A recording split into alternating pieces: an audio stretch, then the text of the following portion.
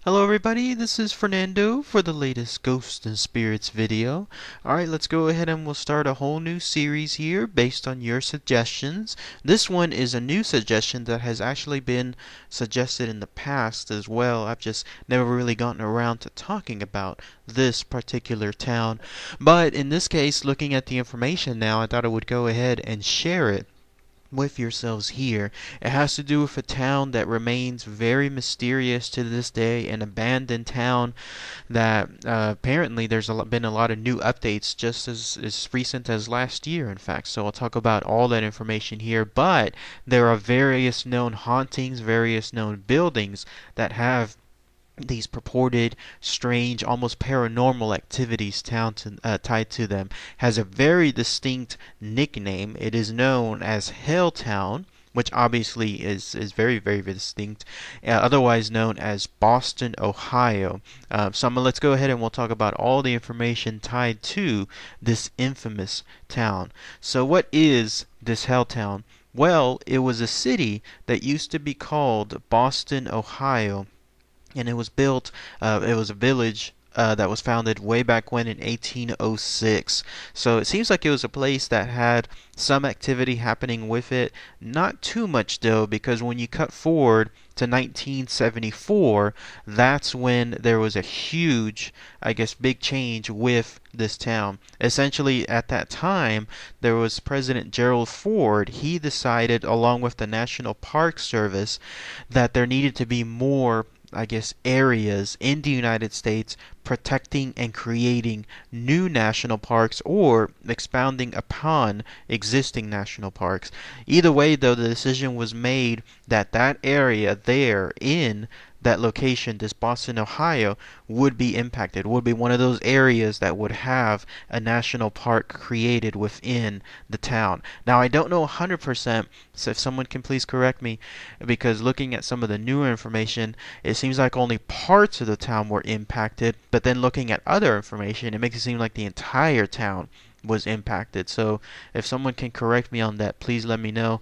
Otherwise, when that decision was made, that's when eminent domain came into play. That's the notion where the government can actually go in. They'll first offer to homes, anybody living in that area, generous amounts to make sure that they can buy out that place. The most common situation is, let's say there's a highway that's being built somewhere, and that highway happens to go across certain areas of homes, like let's say large neighborhoods. When that happens, then the government can offer to buy them out. Of course, you'll have some people that will always fight to make sure that they can stay there. Maybe that's their area that they've been there for a long time. Maybe they've had the idea that they're just going to retire in that area. So either way, though, eminent domain seems to have played out in this case, and the government, with the National Park Service, bought out a bunch of these homes with the intent to demolish them. Somewhere along the way, though, it seemed like this NPS, this National Park Service, decided to halt things or just outright stop them for the time being. And this is because there was a huge stoppage. All these homes that were going to be demolished were instead boarded up. They were listed as property of the government, and then they were left as is. So for a couple of decades, either little by little, almost like piecemeal, these homes were being torn down, but not as quickly as, let's say, it should have been. That's where the legend of Helltown, though, grew to play. Because once these homes were boarded up and once they were abandoned, some of them were abandoned with just properties as is. Like, in other words, there was still stuff left behind within the homes. It made it seem like there was like a mass evacuation of some kind within the homes, or it made it seem like something else caused these people to just decide to move. There's that creepy feeling like whenever you go into a neighborhood and let's say you know that it's people should be there but it's empty. That's what this Helltown came to be. That's where the legends tied to it came to be, because as soon as people started realizing that this town or certain areas of the town were now considered abandoned, but they had these nice, still somewhat nice looking homes, that's when all these legends came to play.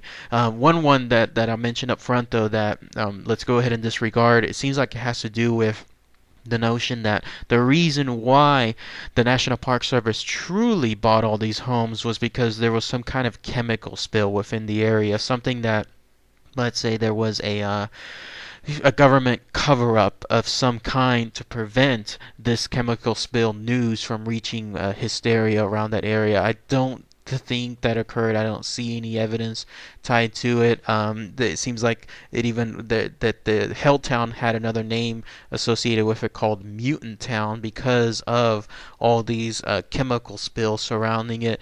That I think is the most far-fetched legend tied to this town. Nothing really much to discuss there, other than if you truly want to believe that there's mutants, let's say horror mutants wandering around that area murdering people as well, then that's the most extreme notion with regards to this Helltown. But otherwise, let's talk about other stuff too. So, with regards to the true legends within the town, like the ones that most people tend to accept, there's the first one here. There's a church that was within that area called the Mother of Sorrows, and you're looking at a picture of it here. And it seems like this was the quickest one to develop a legend of sorts, because look at the way that those crosses, or look at the way that those things look right above the doorway. It looks like it's an upside down cross, doesn't it? And so it quickly, once people started visiting this town for its abandonment and they saw this church, the rumor started spreading that this was a church involving worshiping either Satan or involving Satanism. And that's all because of those downward looking crosses, because those tend to be tied, of course, to the idea of Satanism.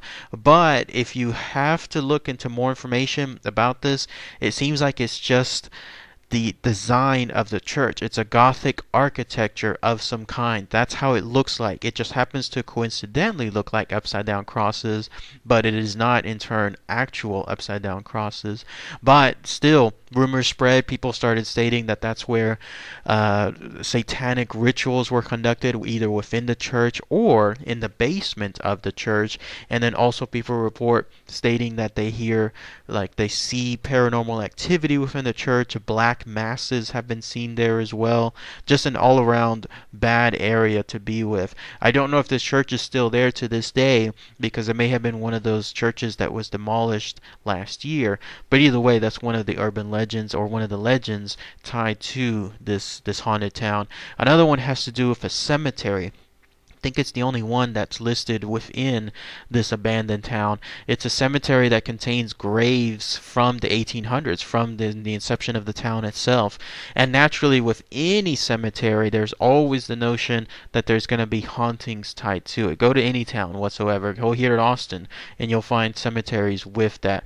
But probably the most prominent story is that there's a ghost that sits on a bench every single night within that cemetery. So if you go there, the idea is you'll be able to see this ghost at night sitting directly on the bench. However, it seems like there is no bench per se specifically tied to the cemetery. Maybe there is some somewhere within the grave sites, but I guess if you're looking for the bench, the one that people seem to state but don't really show any proof of it, there seems to be nothing around it. In fact, it seems like this particular legend has grown so much that locals within that area, and again, I still don't know 100%, do people still live there in Boston, Ohio, or is it just a small population of people hanging on? Who knows? But they have added these floodlights within the cemetery to ensure that people are no longer disturbing the cemetery, especially at night. So if you wanted to go see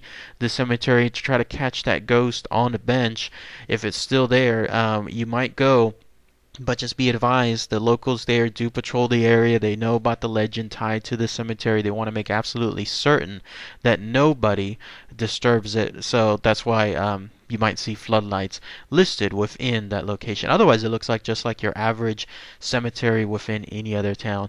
Another legend is of the school bus, the abandoned school bus that is said to have had some crazy, hauntings tied to it. The way it goes is there was a school bus that was removed, or it was just sitting there within Helltown, and the legend was there were some kids that were killed within the bus, either by one killer or a set of murderers.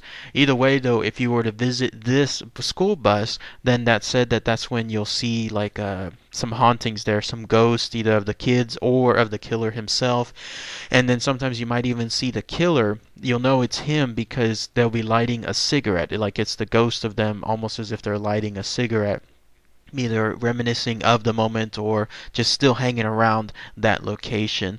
You're looking at what is, I believe, a picture of the bus. The thing is, though, even to this day, if people go there trying to find it, it seems like the bus has been towed away. It's one of those other situations where there's been an update and it's no longer there outright. But if you take this aspect to it as fact, it seems like that the bus was not haunted. It was just merely a family was using that bus as they were moving from one home to another, and then for whatever reason after they left, they simply left that bus there to rot away. But of course, with the notion of Helltown coming into play, you know, the legends tied to it, that's when someone saw this bus and then maybe they spread that rumor, who knows. But at least to this day you cannot find that bus, but you can always try to find the area that it was associated with. There's one other one which is called the End of the World Road. It happens to do with a road that is abandoned because of the situation involving the eminent domain, everything that was done with Helltown. And so when that happens, when you have a creepy looking road and it happens to have a road closed sign in front of it, and it just looks like it's dilapidated, just unkempt, just basically not used in a long time, clearly it looks like it's something that looks out of a ghost town, something that is truly paranormal. So the legends tied to it is, if you go by that road, you may be chased by a hearse. In other words, one of those, I guess, carriages, something involving a horse, who knows, but people claim that whenever they go by that location and they cross that road, that's when they hear or see this hearse, and then it starts chasing them. Doesn't really do too much damage because it just disappears after the chase, but either way, that's another legend that's tied to this town. One other one that stood out happened to be this bridge that you're looking at here, which is known as the Crybaby Bridge. And the way the story goes is there was a child that somewhere within Helltown, like Boston, Ohio, when it was existing, there was a child that was thrown off the bridge and then died down the river below. And ever since then, if you cross by that bridge, you'll be able to hear this child because of its hauntings. Then there's supposed to be an experiment, something you can do to ensure that you can bring out the true ghost, this child within the bridge. These are the instructions. So you go there with a spare set of keys, like in other words in your car. You're supposed to go there at night. Once you're there on the bridge, then you park your car on the bridge, and then of course you end up turning it off. And then once you do so, you take those set of keys, put them in your pocket, and then go out of the car and lock the doors. And once you do that, go out, walk away from the bridge. You're supposed to wait for just a little while, then you go back to your car, and when that happens, boom, you will find your car running rather than, let's say let's say it's supposed to be off because you did turn off your car from beforehand. So now when you go back, that's when you'll realize that this car, like some paranormal thing was happening, and there it's turned on. I don't know if 100% if those spare keys or some keys are now on the car, like let's say turned on, but either way, you're supposed to know the presence of this crying baby or this crying child because you see these footprints right on the outside of the car, or actual printings, like let's say a child's print on the car itself. But that is another legend that you can find within the town if you wanted to experiment with that there. But that's pretty much it, really. All the info tied to the stuff that stood out, at least, to this Helltown, this former Boston, Ohio. Has anyone been there before? Anyone traveled to that location? Please let me know. Post those comments below. And again, if anyone can confirm if they knew. Are these places torn down? There's several areas I was reading information on that stated that in 2016 a lot of these places, a lot of these homes, a lot of these buildings were finally torn down after decades essentially of being left there. But if anyone has that updated info, that would be really cool to hear. If I was close by, I would definitely go visit just to try to see this stuff for myself. It's just that fun stuff that you do whenever you hear about a purported ghost town. But otherwise, that's it. That's all the info that I have. So, all right, everybody. Thanks again as always. Take care. Bye.